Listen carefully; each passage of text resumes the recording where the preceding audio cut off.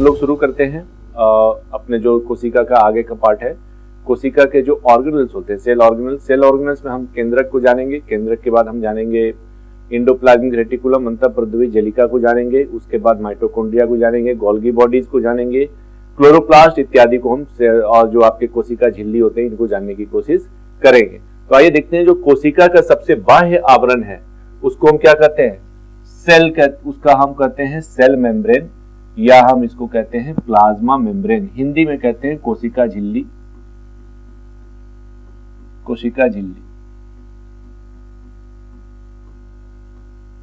इसको कोशिका झिल्ली कहते हैं।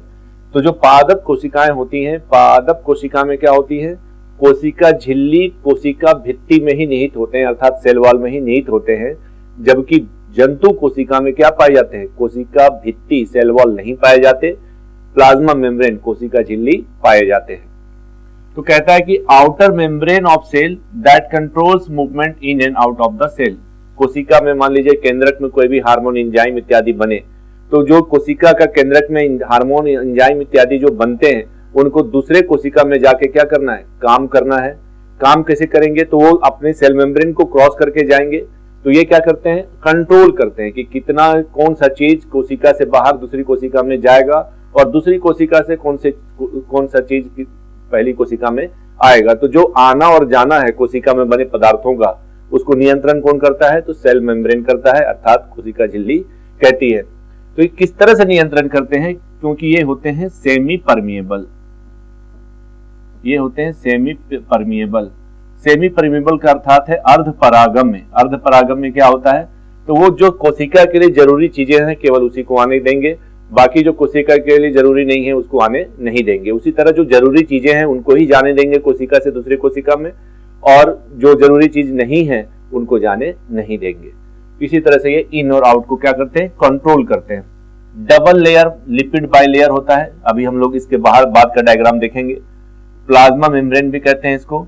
देखिए लिखा हुआ है सेलेक्टिव परमिएबल। ये बहुत सेलेक्टिव परमिएबल होते हैं। Boundary between the cell and the environment. कोशिका के बाहर जो वातावरण है और जो कोशिका के अंदर का वातावरण है, दोनों का बीच में क्या है? एक तरह का ये बाउंड्री की तरह काम करता है। और सारी कोशिकाओं में, पादप कोशिका हो, जंतु कोशिका हो, जो भी कोशिका हो, सारे कोशिकाओं में ये पाए जाते हैं। लेकिन जो पादप कोशिका, वहां पर कोशिका झिल्ली क्या होते हैं? कोशिका भित्ति में ही निहित होते हैं, अलग से सेल मेम्ब्रेन नहीं पाया जाता है। देखिए लिपिड बाइलेयर कह रहा था, तो आप देख सकते हैं ये किस चीज से बने होते हैं? तो ये फॉस्फोलिपिड से बने होते हैं। और देखिए इसमें बीच बीच में आप देख सकते हैं फॉस्फो बाइलेयर, इसी को बोलते हैं बाइलेयर। अर्थात एक लेयर ऊपर है, एक लेयर नीचे है, एक लेयर ऊपर है, एक लेयर नीचे है, इसी को बोलते हैं बाइलेयर। अर्थात इनकी संरचना कैसी होती है? दोहरी संरचना होती है। इसमें डबल लेयर पाया जाता है। और लेयर क्या चीज का बना होता है? फॉस्फोलिपिड का बना होता है। फॉस्फोरस और लिपिड्स का बना होता है। देखिए इसमें से एक को उठा के बताया यहाँ पर, क्या होते हैं उसमें? ग्लाइकोप्रोटीन होते हैं। अब देखिए कोशिका झिल्ली के अंदर क्या है? साइटोप्लाज्म है, कोशिका द्रव्य है, और इसमें देखिए थोड़ा थोड़ा प्रोटीन फिलामेंट है। ये है रिसेप्टर प्रोटीन। तो मान लीजिए कोशिका में, जैसे मैंने आपको बताया कि कोई चीज बनी है, एंजाइम, हार्मोन इत्यादि जो बनते हैं तो दूसरे जगह कैसे पहुंचेंगे? तो उनमें चैनल्स होते हैं। वो चैनल्स क्या होते हैं? प्रोटीन के बने होते हैं। आप देख सकते हैं ये जो चैनल है ये क्या है? प्रोटीन के बने होते हैं। और यहाँ पर मान लीजिए ये हार्मोन है, इसको जाना है दूसरी कोशिका में काम करने, तो यहाँ आके ये बाइंड करेगा। बाइंड करने के बाद इसको फिर इसी चैनल के माध्यम से कोशिका के बाहरी वातावरण में पहुंचा दिया जाएगा। देखिए यहाँ पर लिखा हुआ रिकॉग्निशन प्रोटीन। प्रोटीन यहाँ पर रिकॉग्नाइज कर लिया गया है और उसको बाहर भेज दिया गया है। तो जो सेल मेम्ब्रेन होते हैं या प्लाज्मा मेम्ब्रेन होते हैं वो दोहरी संरचना होती है। किससे बना होता है उनका दोहरी संरचना? ऊपर बाहरी और अंतर संरचना कैसे बना होता है? फॉस्फोलिपिड होता है। अर्थात इसमें दो लेयर होता है, दो आवरण होता है, दोनों फॉस्फोलिपिड से बना होता है। अब देखिए इसका जो केंद्रक है, केंद्रक, ये देख सकते हैं केंद्रक में क्या है? जगह जगह गैप दिया हुआ है। आप देख सकते हैं यहां भी गैप है। केंद्रक भी क्या होता है? डबल लेयर संरचना होती है, दोहरी संरचनाएं होती हैं। केंद्रक भी हमारा दोहरी संरचना होती है। इनमें भी बाह्य और अंत आवरण पाया जाता है।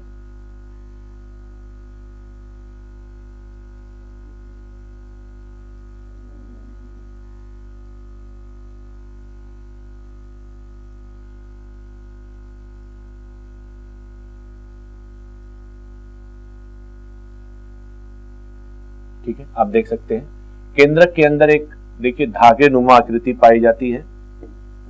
केंद्रक के अंदर धागे नुमा आकृति पाई जाती है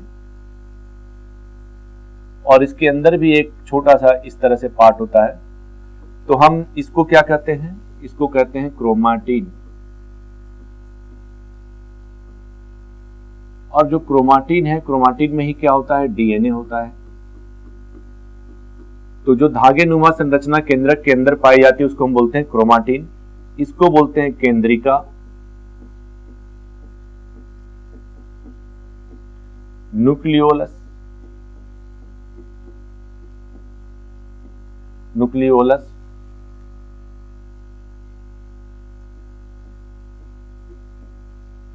केंद्रिका।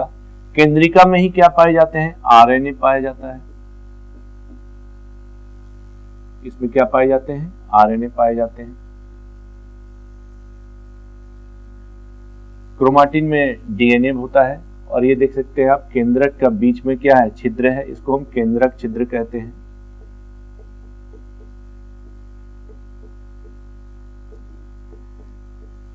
केंद्रक छिद्र, इसको बोलते हैं न्यूक्लियर पोर।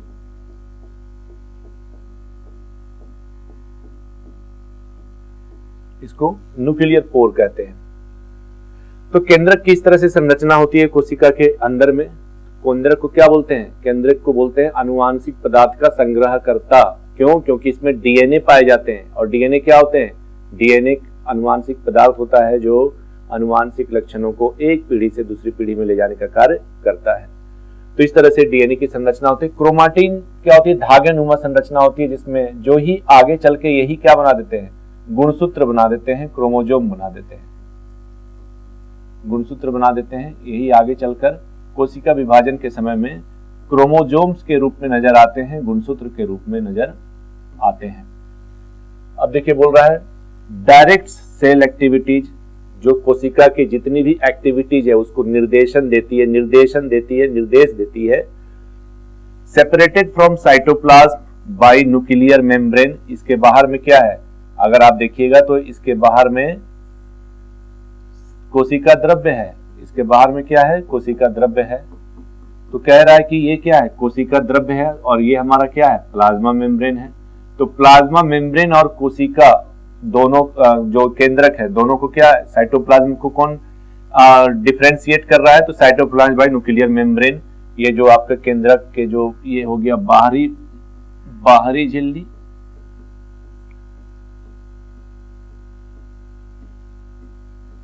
ये हो गया अंतः झिल्ली।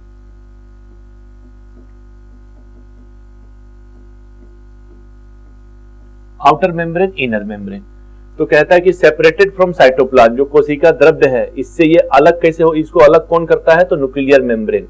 जो बाहरी झिल्ली और अंतः झिल्ली जो केंद्रक के हैं वही कोशिका द्रव्य से केंद्रक को अलग करते हैं। तो इसके बाहर जो है बाहरी और अंतः जो झिल्ली है इसके बाहर क्या है? हमारा कोशिका द्रव्य है।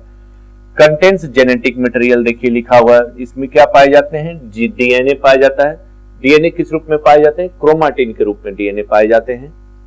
अब बोल रहा है न्यूक्लियर जो मेम्ब्रेन है, जो न्यूक्लियर मेम्ब्रेन है कोशिका के जो केंद्रक है, केंद्रक के बाहर की जो झिल्ली है उसके बारे में बता रहा है। सराउंडेड न्यूक्लियस, केंद्रक को बाहर से क्या किए हुए हैं? आवरण दिए हुए हैं। Made up of two layer, दो आवरण से बने हैं, अंतः झिल्ली और बाह्य झिल्ली। Opening allow material to enter and leave nucleus. अब बताया कि मान लीजिए ये डीएनए है तो डीएनए से आरएनए, आरएनए से प्रोटीन बनने की प्रक्रिया होती है। तो अगर मान लीजिए यहाँ प्रोटीन बना है, अगर आरएनए बना है तो आरएनए को जाना होगा कोशिका द्रव्य में, और कोशिका द्रव्य में जाके आरएनए क्या बनाएगा? प्रोटीन बनाएगा, क्योंकि राइबोसोम कहाँ होते हैं? कोशिका द्रव्य में होते हैं। तो अब यहाँ से आरएनए जो बनेगा हमारा डीएनए के द्वारा वो कहाँ जाएगा? इसी छिद्र के द्वारा, केंद्रक छिद्र के द्वारा कहाँ जाएगा? कोशिका द्रव्य में आ जाएगा और कोशिका द्रव्य में भी प्रोटीन का संश्लेषण होगा। तो कह रहा है कि opening allow material to enter and leave nucleus, ये जो छिद्र देख रहे हैं केंद्रक छिद्र, ये क्या करते हैं, जो भी पदार्थ बनेगा उसको अंदर और बाहर जाने का परमिशन देते हैं। अब देखिए गुणसूत्र क्या होते हैं। तो क्रोमैटिन में ही गुणसूत्र पाए जाते हैं, आपको पता है क्रोमैटिन ही आगे चलकर गुणसूत्र बनाते हैं, क्रोमोसोम्स बनाते हैं। तो पाए जाते हैं कहाँ, केंद्रक में पाए जाते हैं। Made up of DNA and protein. तो गुणसूत्र किससे बने होते हैं, डीएनए तथा प्रोटीन के बने होते हैं। Contains instructions for traits and characteristics. आगे आने वाले जो पीढ़ियां हैं उनके बारे में इनके पास क्या होती है, जानकारी होती है। और contains instruction for making protein, और इनमें प्रोटीन बनाने के लिए भी क्या होते हैं, इंस्ट्रक्शंस होते हैं, निर्देश होते हैं। हम लोग देखेंगे डीएनए से आरएनए आने से प्रोटीन कैसे बनते हैं। फिर देखिए न्यूक्लियस क्या है। इनसाइड न्यूक्लियस के अंदर क्या पाया जाता है, न्यूक्लियोलस पाया जाता है, जिसको क्या कहते हैं, केंद्रिका कहते हैं। केंद्रिका कहते हैं न्यूक्लियोलस। कहां पाए जाते हैं, देखिए केंद्रक के अंदर पाया जाता है, और इसके बाहर आप देख सकते हैं ये धागेनुमा संरचना है, ठीक है। तो ये केंद्रिका क्या करते हैं, makes ribosomes which then leave the nucleus. ये राइबोसोम का निर्माण करते हैं। तो प्रश्न अगर पूछता है कि राइबोसोम का निर्माण कौन करते हैं, तो कौन करते हैं, केंद्रिका करते हैं। केंद्रिका राइबोसोम का निर्माण करते हैं, और राइबोसोम बनने के बाद केंद्रिका से बाहर कहां आ जाता है, केंद्रक में आ जाता है।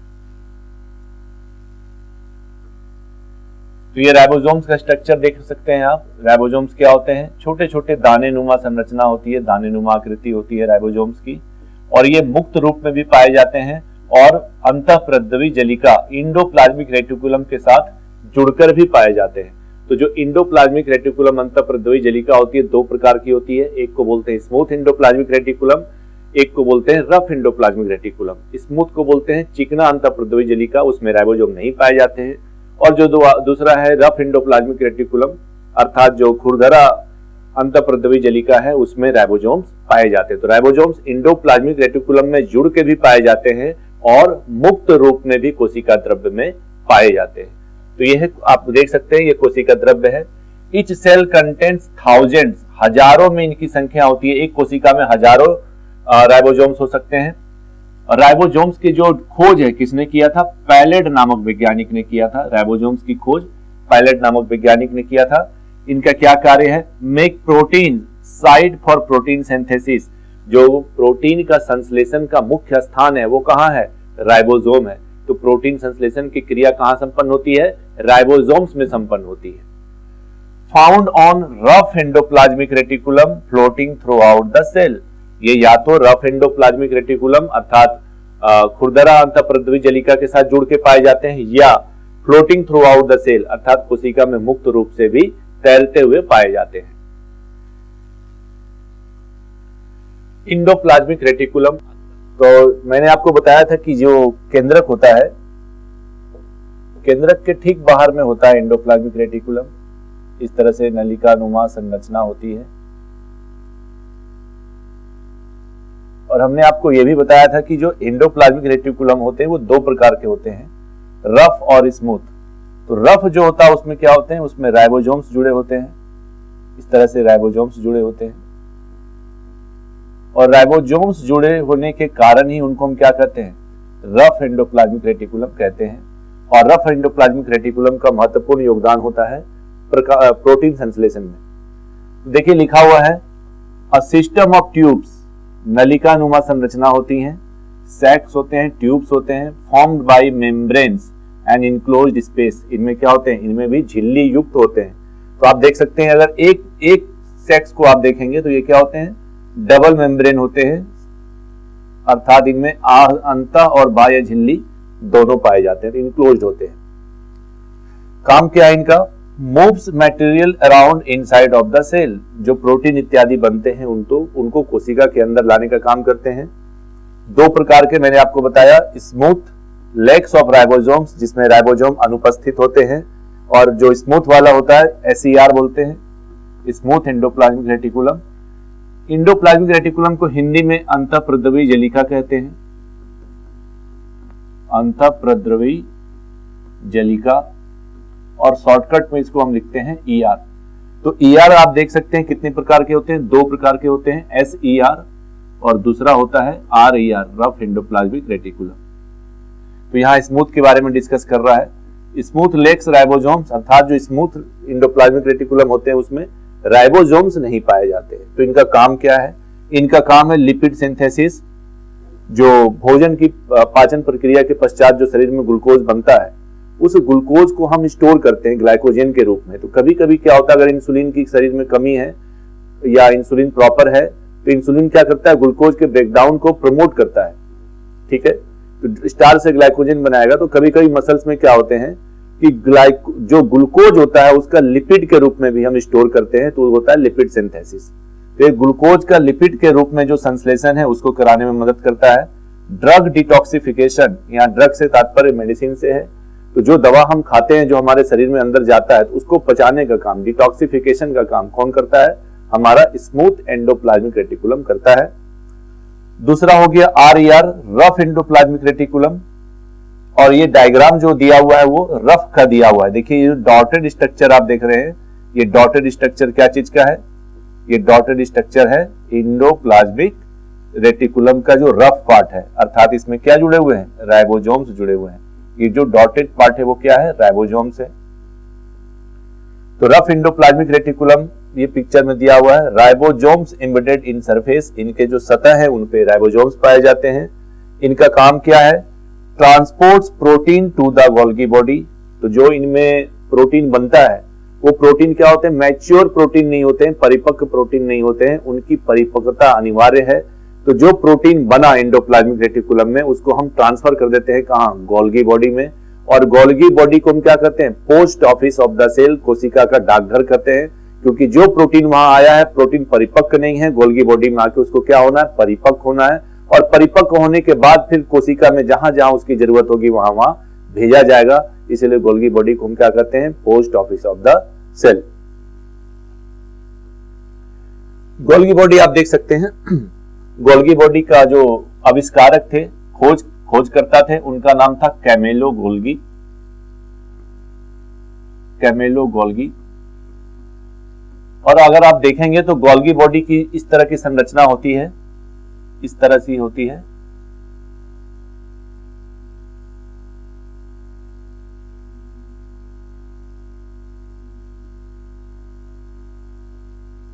इसके 3 पार्ट होते हैं। पहला वो बोलते हैं सिस्टर्न, उसके बाद बड़ा बड़ा इस तरह का डॉटेड होता है, इसको बोलते हैं vesicles.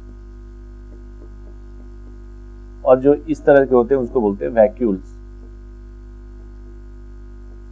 Golgi body, endoplasmic reticulum के ठीक बाहर क्या होता है? गोल्गी बॉडी होता है। तो लिखा हुआ है गोल्गी बॉडी का कार्य प्रोटीन पैकेजिंग प्लांट, अर्थात ये एक कारखाना है किस चीज का? प्रोटीन का पैकेजिंग के लिए। तो जो प्रोटीन एंडोप्लाज्मिक रेटिकुलम बनाया था वो प्रोटीन अपरिपक्व था, उसकी पैकेजिंग होनी है, फोल्डिंग होनी है। तो उसका जो पैकेजिंग और फोल्डिंग है वो कहां हो रहा है? गोल्गी बॉडी में हो रहा है। फिर देखिए इसका दूसरा कार्य क्या है? मॉडिफाइज प्रोटीन, प्रोटीन को मॉडिफिकेशन करना, परिपक्व बनाना।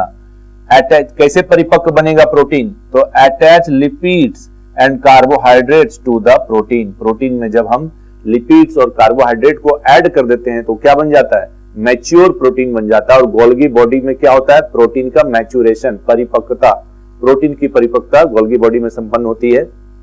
और गोल्गी बॉडी को हम कहते हैं post office of the cell, कोशिका का डाकघर, post office of the cell. Golgi body lysosome के निर्माण में भी महत्वपूर्ण भूमिका निभाते हैं। तो गोल्गी बॉडी के कार्य में एक तो हो गया आपका प्रोटीन का मैच्योरेशन, प्रोटीन की परिपक्वता, दूसरा हो गया इसको post office of the cell कहते हैं, और तीसरा जो लाइसोसोम की उत्पत्ति होती है वो गोल्गी बॉडी से होती है। अब देखिए माइटोकॉन्ड्रिया। माइटोकॉन्ड्रिया की खोज सर्वप्रथम किसने किया था? तो माइटोकॉन्ड्रिया की खोज सर्वप्रथम अल्टमैन ने किया था। और अल्टमैन ने खोज किया और माइटोकॉन्ड्रिया आप देख सकते हैं, एक सिंपल डायग्राम दिखाया गया। देखिए सबसे पहले दिखाया गया ये कोशिका है हमारा, ये कोशिका में यहां यहां यहां जहां तहां माइटोकॉन्ड्रिया पाए जा रहे हैं। तो माइटोकॉन्ड्रिया का जब आप एक सिंपल डायग्राम देखेंगे तो माइटोकॉन्ड्रिया में क्या होते हैं? दो झिल्ली पाई जाती हैं। देखिए लिखा हुआ है आउटर मेम्ब्रेन और इनर मेम्ब्रेन। तो जो माइटोकॉन्ड्रिया उसमें झिल्ली युक्त संरचना होती है, दो झिल्ली पाई जाती हैं, बाह्य झिल्ली और अंतर झिल्ली पाई जाती हैं।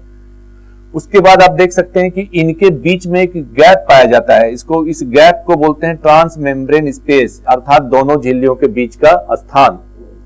और जो इसका अंदर का पार्ट है उसको बोलते हैं मैट्रिक्स।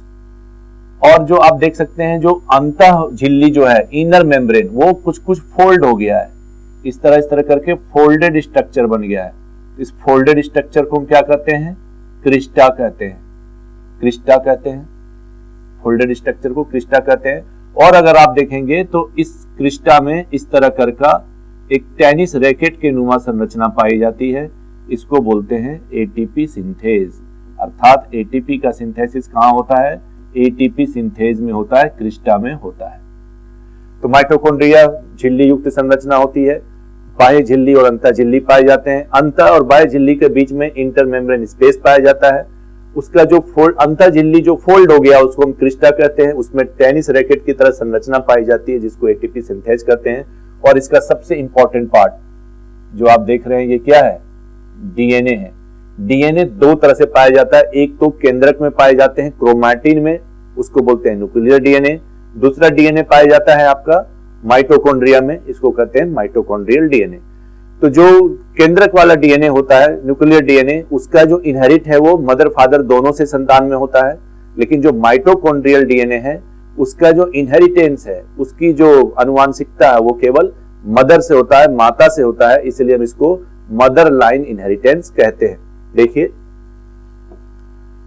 तो क्या होता है, मान लीजिए मदर है, मदर से जो माइटोकॉन्ड्रियल डीएनए का ट्रांसफर होगा वो डॉटर में भी होगा, बेटी में भी होगा और पुत्र में भी होगा, सन में भी होगा। सन फिर इस माइटोकॉन्ड्रियल डीएनए को आगे नहीं ले आ सकते हैं, फिर यही डीएनए जो डॉटर है, डॉटर से फिर जाएगा सन में और फिर इस डॉटर से जाएगा फिर सन में, डॉटर में, फिर सन नहीं ले जाएंगे आगे, फिर इस डॉटर से ही जाएगा सन में और फिर जाएगा डॉटर में। तो आप देख सकते हैं कि जो मदर होती हैं केवल मदर ही माइटोकॉन्ड्रियल डीएनए को इनहेरिट करती हैं, अर्थात इनकी जो आनुवंशिकता है एक पीढ़ी से दूसरी पीढ़ी में जो पहुंचता है वो केवल और केवल मदर से पहुंचता है। इसलिए इसको हम क्या कहते हैं? Mother line inheritance. इसको हम क्या कहते हैं? Mother line inheritance.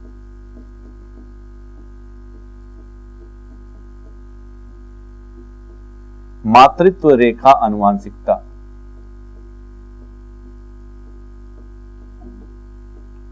मातृत्व रेखा आनुवंशिकता।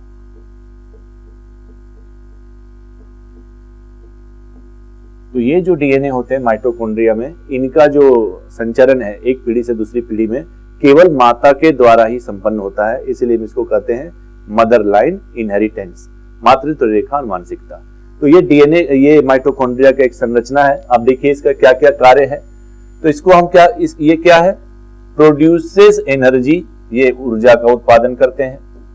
प्रोड्यूसेस एनर्जी, ऊर्जा का उत्पादन करते हैं through chemical reactions called cellular respiration. कोशिकीय श्वसन के माध्यम से ये क्या करते हैं? ऊर्जा का उत्पादन करते हैं। ऊर्जा का उत्पादन किस रूप में करते हैं? एटीपी के रूप में करते हैं। इसीलिए हम माइटोकॉन्ड्रिया को क्या कहते हैं? Powerhouse of the cell. Powerhouse of the cell, कोशिका का पावर हाउस कहते हैं, शक्ति केंद्र कहते हैं माइटोकॉन्ड्रिया को। क्यों कहते हैं? क्योंकि माइटोकॉन्ड्रिया क्या करते हैं? ऊर्जा का उत्पादन करते हैं एटीपी के रूप में। कौन सी प्रक्रिया? सेलुलर रेस्पिरेशन, कोशिकीय श्वसन। तो हम जब श्वसन पढ़ेंगे तो उसमें देखेंगे श्वसन तंत्र में कि किस तरह से माइटोकॉन्ड्रिया में ऊर्जा का उत्पादन होता है। फिर देखिए क्या लिख रहा है? Converts glucose into ATP. तो श्वसन क्रिया को आप किस तरह से परिभाषित करेंगे? तो जो कार्बनिक पदार्थ है उनका ऑक्सीजन की उपस्थिति में टूटकर ऊर्जा प्रदान करने की प्रक्रिया को क्या कहते हैं? श्वसन कहते हैं। श्वसन केवल सांस लेना और छोड़ना नहीं होता है, बल्कि जो रेस्पिरेटरी सिस्टम आप पढ़ेंगे श्वसन तंत्र, उसका 3 भाग है। पहला है ब्रीदिंग, सांस लेना और सांस छोड़ना, जो वायुमंडल ऑक्सीजन लेते हैं हमारे फेफड़ों के माध्यम से उत्तकों तक पहुंचता है और फिर उत्तक से वो कार्बन डाइऑक्साइड को लेते हैं और फेफड़े के माध्यम से वायुमंडल में कार्बन डाइऑक्साइड को छोड़ दिया जाता है। तो ऑक्सीजन लेना और कार्बन डाइऑक्साइड छोड़ना क्या कहलाता है? ब्रीदिंग। यह श्वसन तंत्र का एक पार्ट है ब्रीदिंग। दूसरा क्या है? ट्रांसपोर्ट ऑफ गैसेस का जो हमारा ऑक्सीजन है, वायुमंडलीय ऑक्सीजन किस तरह से फेफड़ों के माध्यम से हमारे उत्तक तक पहुंच रहा है और फिर उत्तकों से कार्बन डाइऑक्साइड किस तरह से हमारे शरीर से वायुमंडल में बाहर जा रहा है, ये हो गया ट्रांसपोर्ट ऑफ गैसेस। और तीसरा पार्ट होता है उसका सेलुलर रेस्पिरेशन, जो पाचन क्रिया के पश्चात जो ग्लूकोज बनता है वो ग्लूकोज क्या है, हमें ऊर्जा नहीं प्रदान कर सकती, उस ग्लूकोज को टूटना है। कैसे टूटता है, ऑक्सीजन की उपस्थिति में टूटता है। प्रक्रिया को क्या कहते हैं, तो कोशिकीय श्वसन प्रक्रिया का नाम है। मैक्सिमम जो कोशिकीय श्वसन की प्रक्रिया वो कहां संपन्न होती है, वो संपन्न होती है माइटोकॉन्ड्रिया में। तो आप देख सकते हैं कि कन्वर्ट्स ग्लूकोज इनटू एटीपी, ये ग्लूकोज को एटीपी ऊर्जा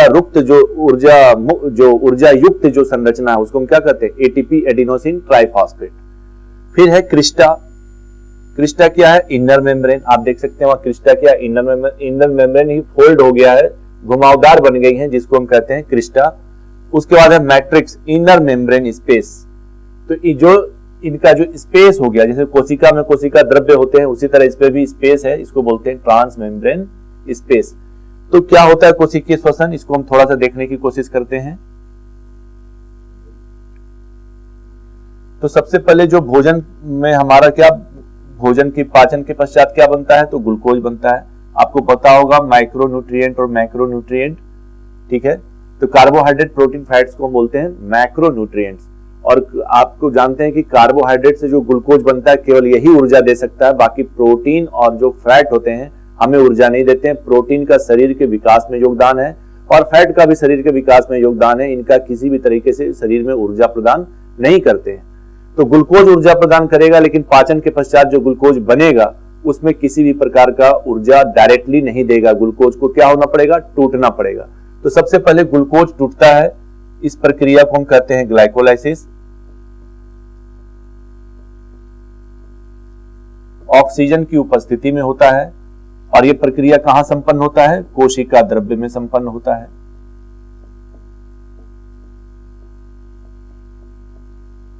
कोशिका द्रव्य में संपन्न होता है। तो ग्लूकोज टूटता है ऑक्सीजन की उपस्थिति में, प्रोसेस कहलाता है ग्लाइकोलाइसिस। और कहां संपन्न होता है, कोशिका द्रव्य में। इसके बाद बन जाता है पायरुविक अम्ल। पायरुविक एसिड बन जाता है। ग्लूकोज 6 कार्बन का कंपाउंड होता है और पायरुविक अम्ल 5 कार्बन का कंपाउंड होता है। तो ग्लूकोज टूटता है पायरुविक अम्ल में और यहां पर कितना एनर्जी दे देता है, 8 एटीपी को रिलीज कर देता है। 8 एटीपी आपको दे दिया। अब ये पायरुविक अम्ल चला जाता है कहां, पुनः क्रेब्स चक्र में जाएगा, क्योंकि यहां ग्लूकोज का आप देख सकते हैं पूरा विखंडन नहीं हुआ है, ग्लूकोज का पूरा विखंडन होना है। तो ये चला जाएगा क्रेब्स साइकिल में। अब क्रेब्स साइकिल में जाने से पहले ये कन्वर्ट हो जाता है एसिटाइल कोएंजाइम ए में, एसिटाइल कोएंजाइम ए। और इस एसिटाइल कोएंजाइम ए बनने के दौरान भी ये कितना दे देता है, 6 एटीपी बना देता है।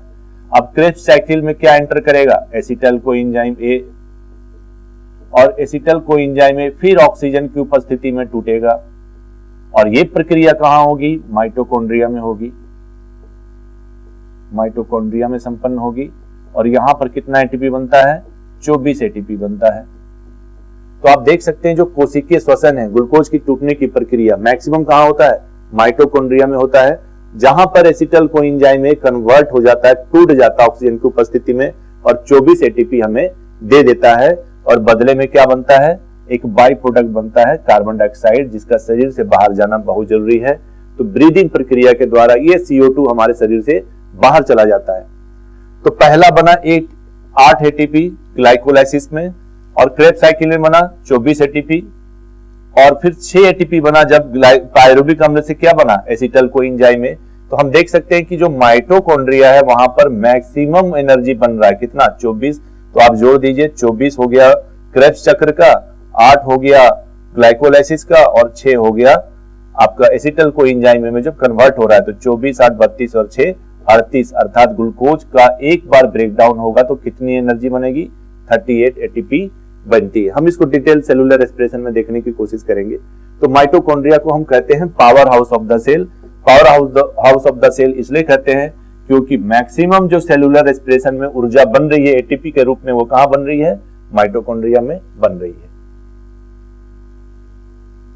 तो देखिए ये एटीपी के बारे में बताया है, आप देख सकते हैं एटीपी के बारे में बताया है। बोल रहा है न्यूक्लियोटाइड्स। आपको पता है कि जो हमारे न्यूक्लिक अम्ल होते हैं वो न्यूक्लिक अम्ल का कंपोजिशन 3 होता है। पहला होता है कि वो राइबोज शुगर से बने होते हैं, दूसरा होता है उसमें नाइट्रोजिनस बेसेस होते हैं, और तीसरा होता है फॉस्फेट। तो अगर नाइट्रोजन, हम लोग डिटेल पढ़ेंगे जब हम कोशिका में केंद्रक को डील करेंगे, तो नाइट्रोजिनस बेस और प्लस शुगर दोनों को मिला दीजिएगा तो ये हो जाते हैं न्यूक्लियोसाइड्स। न्यूक्लियोसाइड्स, और न्यूक्लियोसाइड्स में जब फॉस्फेट जुड़ जाता है तब ये क्या बन जाता है, न्यूक्लियोटाइड्स बन जाता है। अब देखिए न्यूक्लियोटाइड्स के बारे में क्या कह रहा है, carry chemical energy from easily hydrolysed phospho anhydride bonds. तो जो एटीपी होते हैं, देखिए एडिनोसिन ट्राइफॉस्फेट है, यहां पर फॉस्फेट कितने जुड़े हुए हैं, 3। तो एडिनोसिन के साथ कितने फॉस्फेट जुड़ते हैं, 3। तो ये एडिनोसिन फॉस्फेट हमें ऊर्जा कैसे देती है, एटीपी। तो इसका जो बॉन्ड है वो टूटता है, और बॉन्ड टूटने के पश्चात क्या होती है, ऊर्जा बनती है। तो अगर आप देखेंगे तो जब हमें हमारे शरीर को मैक्सिमम ऊर्जा कब मिलती है, तो एटीपी से जब एक फॉस्फेट लॉस हो जाता है, अर्थात एटीपी से क्या बन जाएगा, एडीपी। तो एडीपी बन जाएगा, पीआई हो, एक फॉस्फेट जुड़ेगा तब ये एटीपी बनता है। तो एटीपी तो आपकी ऊर्जा संरक्षण हो गया, लेकिन शरीर में सबसे ज्यादा ऊर्जा कब देगा, जब ये एटीपी ब्रेक होगा, किसमें, एडीपी और पीआई में। तो उसी को यहाँ पर बताया गया कि एटीपी क्या होते हैं, टूटते हैं एडीपी और फॉस्फेट में, और इसमें क्या होते हैं, ऊर्जा रिलीज होता है, वही ऊर्जा का हम उपयोग करते हैं। तो एटीपी का मैक्सिमम सिंथेसिस कहाँ होता है, हमारे माइटोकॉन्ड्रिया में। कितने होते हैं, 24। इसलिए माइटोकॉन्ड्रिया को powerhouse of the cell कहते हैं।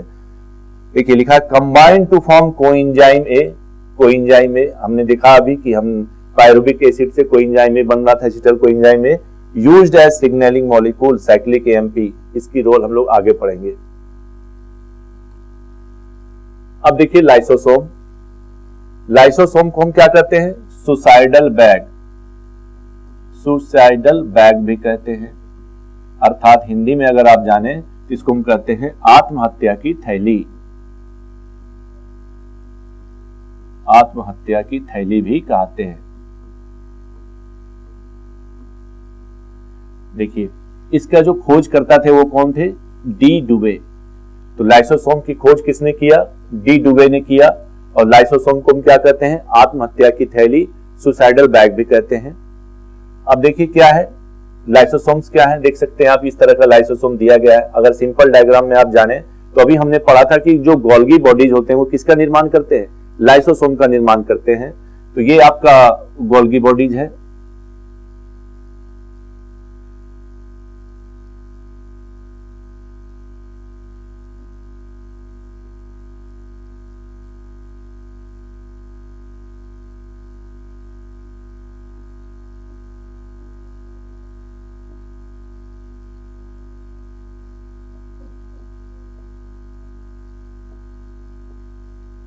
तो ये आपका गोल्गी बॉडी है और ये बन गया लाइसोसोम। तो आप देख सकते हैं कि जो गोल्गी बॉडी है वो फ्यूज हो रहा है, और फ्यूज होने के पश्चात क्या बना दे रहा है, लाइसोसोम बना दे रहा है। तो लाइसोसोम की उत्पत्ति कहां से होती है, गोल्गी बॉडी से होती है। तो बोलता है it has digestive sacs for protein, fats and carbohydrates. तो शरीर में जो कार्बोहाइड्रेट, प्रोटीन, फैट का जो पाचन होता है वो कौन कराता है, हमारा लाइसोसोम कराता है। दूसरा, transports undigested material to cell membrane for removal. आपको पता है कि कोशिका में अपने आप एक जीवन अवधि होती है, और कोशिका में पाए जाने वाले सारे अंग की भी, अंगक को भी अपनी क्या होती है, जीवन अवधि होती है। एक निश्चित जीवन अवधि के बाद वो निष्क्रिय हो जाते हैं, जिनका शरीर से बाहर जाना जरूरी है। तो जो निष्क्रिय कोशिकांग है उनको शरीर से बाहर ले जाने का काम कौन करता है, हमारा लाइसोसोम करता है, क्योंकि लाइसोसोम में डाइजेस्टिव एंजाइम्स पाए जाते हैं, लाइसोजाइम्स। तो इनके जो डाइजेस्टिव एंजाइम है उनको क्या बोलते हैं, लाइसोजाइम कहते हैं हम। और लाइसोजाइम में क्या होते हैं, एसिड हाइड्रोलेज एंजाइम पाए जाते हैं, एसिड हाइड्रोलेज। और ये हाइड्रोलेज क्या करते हैं, जो कोशिका है उनको पचाने का काम करते हैं। तो जो निष्क्रिय कोशिका शरीर में हो गए उनको पचाने का काम कौन करते हैं, लाइसोसोम करते हैं, क्योंकि इनमें लाइसोजाइम एंजाइम पाया जाता है जिसमें एसिड हाइड्रोलेज पाया जाता है। कोशिका जो निष्क्रिय हो गई उसको पचा के कोशिका से बाहर करने का काम क्या है, लाइसोसोम का है। अब प्रश्न उठता है कि इसको हम आत्महत्या की थैली क्यों कहते हैं? क्योंकि लाइसोसोम में क्या होते हैं, ये एंजाइम्स पाए जाते हैं, एसिड हाइड्रोलेजेज, जो अपनी कोशिका को पचाते हैं, नष्ट करते हैं। कभी कभी लाइसोसोम से उसके एंजाइम लीक होकर कोशिका के में अंदर आ जाते हैं और अपनी ही कोशिका को पचाने लगते हैं, मारने की कोशिश करते हैं। इसीलिए हम इसको क्या कहते हैं? सुसाइडल बैग या आत्महत्या की थैली कहते हैं। तो लिखा हुआ है लास्ट में, cell breaks down if lysosome explodes. अगर लाइसोसोम से जो एंजाइम से वो बाहर आ जाए तो सेल को क्या करते हैं? ब्रेक डाउन करने लगते हैं, सेल को ही पचाना का काम करते हैं, सेल को ही नष्ट करने का काम शुरू कर देते हैं। तो अब हम लोग देखेंगे साइटोस्केलेटन। साइटोस्केलेटन कुछ नहीं है, बस ये कोशिका का जो आकृति है उसको बनाए रखने में मदद करते हैं। तो आप देख सकते हैं नेटवर्क ऑफ प्रोटीन फाइबर्स, ये क्या होते हैं? प्रोटीन फाइबर के एक संरचना तंत्र होते हैं, supporting cell shape and anchoring organelles, अर्थात जो कोशिका का शेप है, आकृति है, और इसमें जो कोशिकांग पाए जाते हैं, ऑर्गेनल्स पाए जाते हैं, इनको आपस में जोड़कर रखने का काम कौन करता है? साइटोस्केलेटन करता है। साइटोस्केलेटन को हम माइक्रोफिलामेंट भी कहते हैं और माइक्रोट्यूब्यूल्स, दो चीज से बने होते हैं। कौन कौन चीज से बने होते हैं? माइक्रोफिलामेंट और माइक्रोट्यूब्यूल्स। अब माइक्रोफिलामेंट्स में क्या क्या होता है? एक्टिन होता है, सेल मूवमेंट और सपोर्ट ऑफ सेल।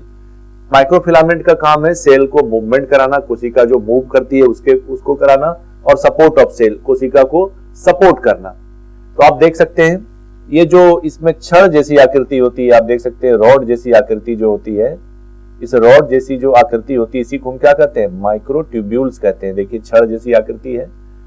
उसके बाद जो इसको बना के रखा हुआ है, देखिए इस तरह का, ये जो ग्रीन वाला पार्ट देख रहे हैं आप, इसको हम क्या बोलते हैं? माइक्रोफिलामेंट कहते हैं। और इसमें भी देखिए जहां तहां क्या है? राइबोसोम्स छितराया हुआ है, पड़ा हुआ है, राइबोसोम्स है।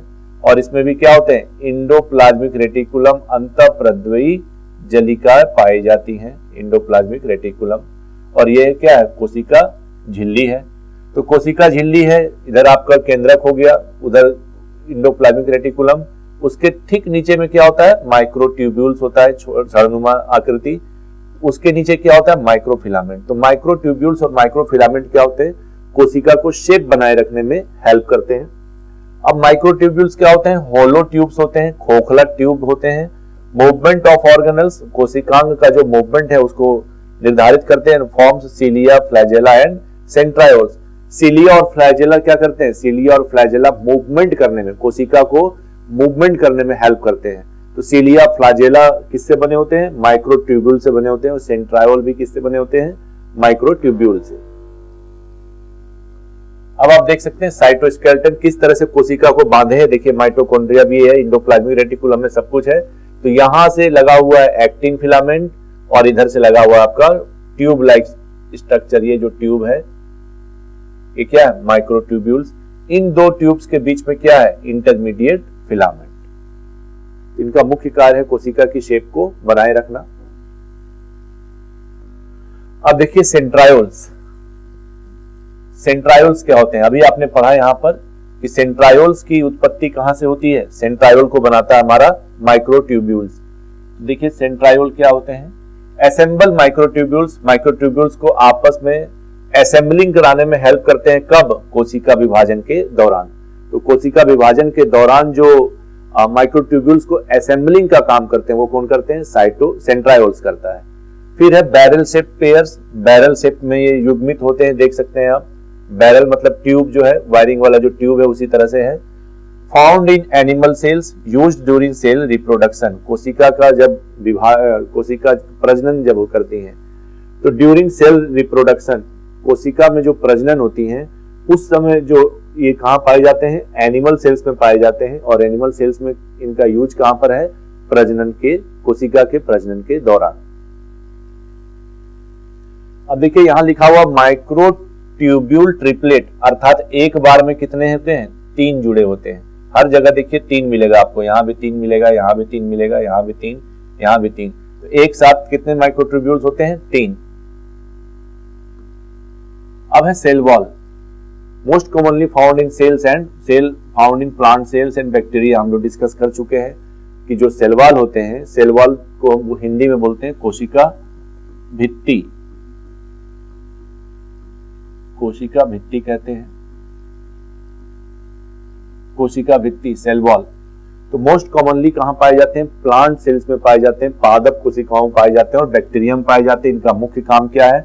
सपोर्ट्स एंड प्रोटेक्ट सेल्स, कोशिका को सपोर्ट देना और रक्षा करना।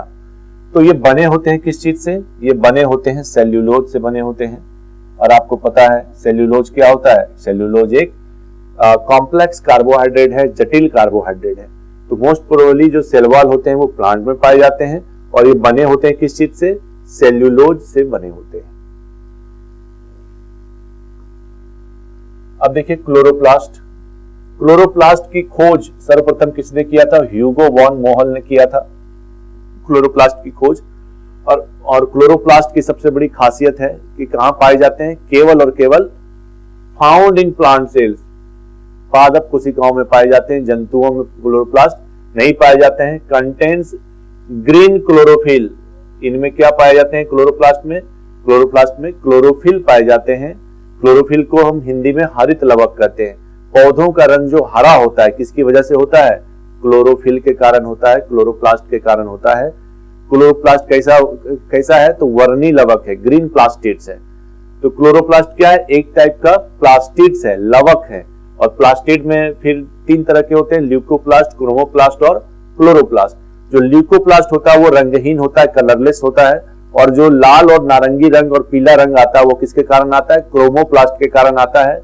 और क्लोरोप्लास्ट के कारण कैसा रंग आता है? हरा रंग आता है। तो पौधों में हरा रंग किसकी वजह से होता है? क्लोरोप्लास्ट की वजह से होता है। और क्लोरोप्लास्ट में एक पिगमेंट, वर्णक पाए जाते हैं जिसको हम कहते हैं हरित लवक या chlorophyll. Location where photosynthesis takes place in the cell, कोशिका में। प्लांट को अब पता है कि पादप क्या होते हैं? स्वपोषी होते हैं, अपना भोजन खुद बनाते हैं। अपना भोजन किस प्रक्रिया के द्वारा बनाते हैं? तो प्रकाश संश्लेषण, फोटोसिंथेसिस। और फोटोसिंथेसिस की प्रक्रिया कहां संपन्न होती है? लीव्स में, पत्तियों में, क्योंकि पत्तियों में क्या पाए जाते हैं? क्लोरोप्लास्ट, और उसमें क्या पाए जाते हैं? क्लोरोफिल। तो प्रकाश संश्लेषण में क्या होता है? तो प्रकाश संश्लेषण में पौधे सूर्य के प्रकाश को, जो हमारा सौर ऊर्जा है, उसका रूपांतरित करते हैं किसमें? रासायनिक ऊर्जा में। अर्थात भोजन में ये क्या बनाते हैं? ग्लूकोज बनाते हैं। तो ग्लूकोज बनाएंगे भोजन में, प्रकाश संश्लेषण की प्रक्रिया के पश्चात क्या बनाता है? ग्लूकोज बनता है। तो इसका जो बेसिक इक्वेशन है वो होता है 6CO2 + 6H2O और ये बनाते हैं C6H12O6, ये बन गया ग्लूकोज। और बदले में प्लांट हमें क्या देते हैं? ऑक्सीजन देते हैं। और ये एब्जॉर्ब क्या करते हैं? CO2। तो पौधे हमारे लिए बहुत जरूरी हैं, क्योंकि पौधे CO2 जो हम उत्सर्जित करते हैं CO2 उसको एब्जॉर्ब करते हैं और जल के साथ मिलकर सूर्य के प्रकाश में क्या बनाते हैं? अपना भोजन ग्लूकोज बनाते हैं। तो प्रकाश संश्लेषण की क्रिया कहां संपन्न होती है? क्लोरोप्लास्ट में संपन्न होती है। आइए देखिए क्लोरोप्लास्ट का एक सिंपल डायग्राम बनाने की हमने कोशिश की है। ये भी क्या होते हैं? डबल मेम्ब्रेन होते हैं। इनमें भी दोहरी झिल्ली युक्त संरचना होती है। बाहर वाला जो पार्ट है उसको बोलते हैं आउटर मेम्ब्रेन, बाह्य झिल्ली। अंदर वाला जो पार्ट है उसको बोलते हैं इनर मेम्ब्रेन, अंतः झिल्ली। इसमें भी राइबोसोम्स जहां तहां बिखरे हुए पाए जाते हैं, देख सकते हैं राइबोसोम्स हैं। उसके बाद चूंकि पौधे ग्लूकोज जो बनाते हैं उनका संरक्षण करते हैं, और जो रिजर्व फूड हमारे में होता है वो होता है ग्लाइकोजन, लेकिन प्लांट्स में क्या होता है? स्टार्च। तो स्टार्च का जो सिंथेसिस है वो कौन करता है? क्लोरोप्लास्ट, प्लास्टिड ही उसको स्टोर करके रखता है। तो आप यहाँ पर पीला जो येलो कलर का है आप उसको देख सकते हैं, इसमें स्टार्च ग्रेन्स भी हैं। इसमें डीएनए भी पाए जाते हैं, और डीएनए क्या होते हैं? जेनेटिक मटेरियल होते हैं, आपको पता है। तो क्लोरोप्लास्ट में भी डीएनए पाया जाता है, माइटोकॉन्ड्रिया में भी डीएनए पाया जाता है, और हमारे केंद्रक में जो क्रोमाटिन धागानुमा संरचना होती है उसमें भी डीएनए पाया जाता है।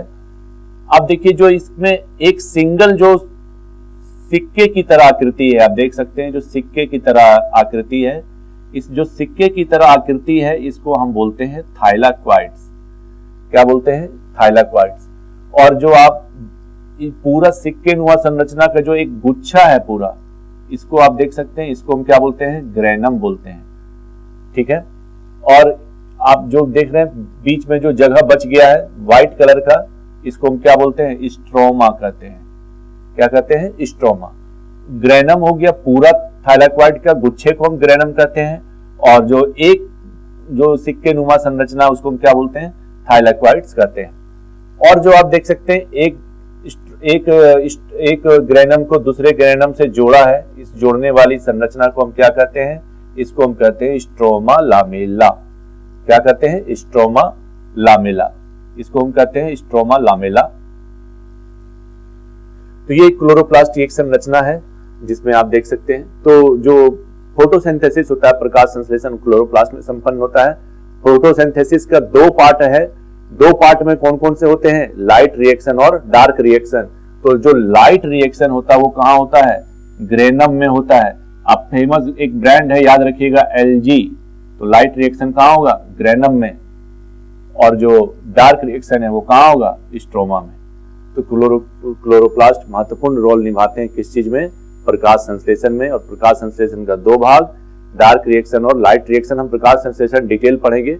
और प्रकाश संश्लेषण का जो लाइट रिएक्शन है वो कहाँ होता है? ग्रेनम में। और जो डार्क रिएक्शन है वो कहाँ होता है? स्ट्रोमा में।